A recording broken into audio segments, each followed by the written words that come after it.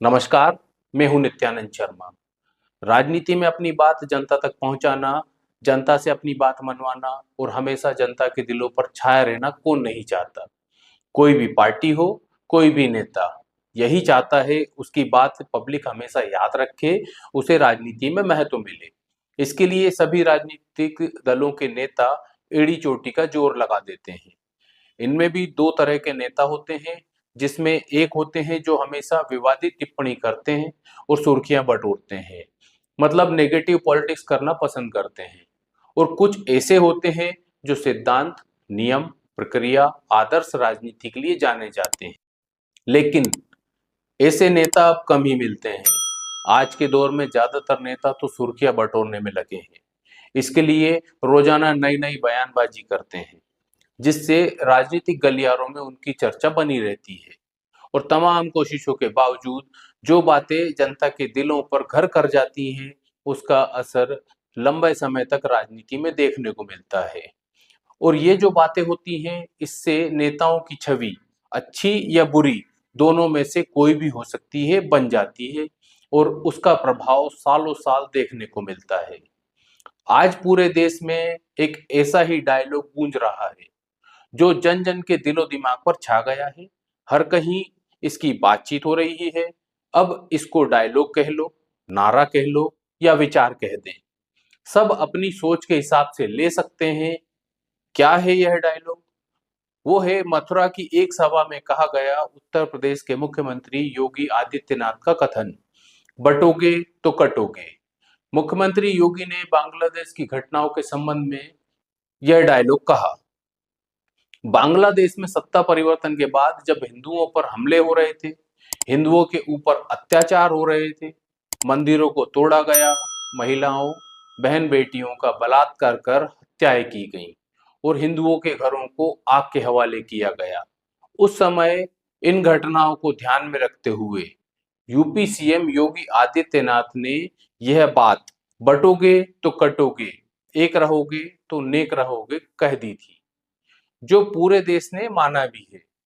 अगर अंग्रेजी हुकूमत की बात करें तो उन्होंने भारत पर जब राज करने के लिए जो नीति अपनाई थी, फूट डालो और राज करो की, इस नीति के जवाब में आजादी के समय नेताओं और क्रांतिकारियों ने पूरे देश को एकजुट करके ही स्वतंत्रता दिलाई थी। आज भी कुछ लोग विदेशी षड्यंत्रकारी ताकतों के बहकावे में आकर तेजी से विकास करते भारत को बांटने की बात कर रहे हैं। और जो भारत को बांटने की प्लानिंग कर रहे थे, उन पर योगी के डायलॉग बटोगे तो कटोगे ने चोट कर दी। योगी के इस डायलॉग पर संघ प्रमुख मोहन भागवत और प्रधानमंत्री नरेंद्र मोदी ने भी अपनी सहमति जताई।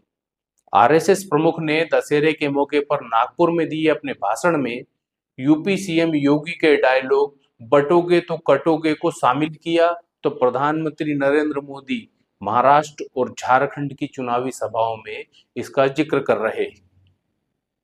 इस डायलॉग का असर सबसे पहले हिमाचल प्रदेश में देखने को मिला। हिमाचल के शिमला और मंडी में जहां मस्जिद के अवैध निर्माण के विरोध में क्षेत्र की जनता एक होकर सड़क पर उतर आई, इस तरह के विरोध के बाद लगने लगा मुख्यमंत्री योगी का नारा सीधे आम जनता के दिल पर प्रभाव छोड़ गया। कुछ समय पहले तक एक बात देखने में आती थी कि मुस्लिम समाज भाजपा को वोट नहीं देता, लेकिन भाजपा की कोशिश यही रहती थी कि मुस्लिम समाज का कुछ वोट परसेंट उसकी झोली में आ जाए। भाजपा ने प्रयास भी कम नहीं किए, लेकिन नतीजा जैसा सोच रही थी उसके उलट ही रहा। इस बार के लोकसभा चुनाव परिणाम के बाद से ऐसा लग रहा है भाजपा ने मुसलमानों के वोट लेने की कोशिश पूरी तरह छोड़ दी है, बल्कि खुलकर मुस्लिम समाज की क्रिया के बदले प्रतिक्रिया देने लगी है। और देखने में भी यही आया है कि जब भी चुनाव होते हैं, खासकर 2014 के बाद का कोई भी चुनाव देख लें, मुस्लिम समाज भाजपा को हराने के लिए वोट करता आया है। किसी के पक्ष में वोट करना और हराने के लिए वोट करना, इन दोनों में बड़ा साफ अंतर होता है। और मुस्लिम समाज हराने के लिए वोट करता आ रहा है, जिसका जवाब अब भाजपा भी देने लगी है। इसका सबसे बड़ा उदाहरण वक्फ संशोधन विधेयक है। और रही कहीं कसर, सीएम योगी के नारे बटोगे तो कटोगे ने पूरी कर रखी है। इस नारे का असर हरियाणा चुनाव में भी देखने को मिला। कहाँ तो मीडिया के बड़े बड़े चैनल और अखबार वाले कांग्रेस की सरकार हरियाणा में बना रहे थे, लेकिन हरियाणा की जनता पर योगी के नारे का जादू ऐसा चला कि सारे समीकरण फेल कर दिए और भारतीय जनता पार्टी की सरकार बना दी, वो भी स्पष्ट बहुमत से। जम्मू कश्मीर चुनाव की बात करें तो यहाँ भी इसका फर्क दिखा। जम्मू की सीटों पर भाजपा को जीत मिली, तो कश्मीर के क्षेत्र में मुस्लिम मतदाता ज्यादा होने से यहां भाजपा हार गई। और हरियाणा के मुस्लिम प्रभाव वाले क्षेत्र मेवात और नूह में भी भाजपा को हार का मुंह देखना पड़ा। लेकिन जहां हिंदू मतदाताओं की संख्या ज्यादा थी, वहां योगी के नारे ने अपना काम कर दिया।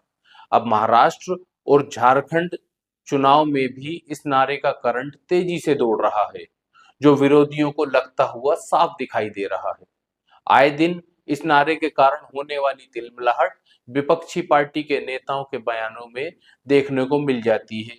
महाराष्ट्र में महाविकास अघाड़ी के पास वैसे भी कोई प्रभावशाली मुद्दा नहीं है, बस हर बात का विरोध किया जा रहा है। ऊपर से सीएम योगी का डायलॉग बटोगे तो कटोगे इतना भारी पड़ रहा है, जिसका कोई जवाब अघाड़ी को अभी तक नहीं मिला। अब कुछ दिनों का प्रचार और बचा है, इसमें देखते हैं क्या होगा। उधर झारखंड में एक चरण का मतदान हो गया है और दूसरे चरण का मतदान महाराष्ट्र के साथ 20 तारीख को होगा। लेकिन हेमंत सोरेन पर भाजपा ने दो ऐसे नेताओं को छोड़ रखा है, जो सोरेन बाबू जरा सी भी हलचल नहीं कर पा रहे हैं। योगी का डायलॉग अलग परेशानी बना हुआ है, ऊपर से सीबीआई का चक्कर अलग चल गया। हेमंत सोरेन की मुसीबतें लगातार बढ़ती जा रही हैं और मदद के नाम पर सहयोगी दलों का सहारा भी ढंग से नहीं मिल रहा। दोनों राज्यों में कांग्रेस की स्थिति कहीं है भी या नहीं, समझ नहीं आ रही। कांग्रेस तो दोनों जगह क्रिकेट के 12th मैन की भूमिका में नजर आती है, जो पानी पिलाने का काम करता है। कुल मिलाकर दोनों राज्यों महाराष्ट्र और झारखंड में एनडीए ने इंडिया गठबंधन को पूरी तरह घेर लिया है। इंडिया गठबंधन आपसी फूट में घिर गया। कांग्रेस का पूरा फोकस वायनाड सीट पर सिमट गया। अखिलेश यादव को अघाड़ी ने महाराष्ट्र में लिफ्ट नहीं दी, तो यूपी में अखिलेश यादव ने राहुल गांधी को साइकिल पर नहीं चढ़ने दिया। गठबंधन की एकता में अनेकता दिखाई दे रही है, तो बाबा योगी के नारे बटोगे तो कटोगे, एक रहोगे तो नेक रहोगे ने एनडीए को मजबूत बना रखा है। मेरे साथ बने रहने के लिए धन्यवाद। मेरा आपसे एक निवेदन, इस वीडियो को लाइक और शेयर जरूर करें, साथ ही हमारे चैनल को सब्सक्राइब करना ना भूलें। नमस्कार।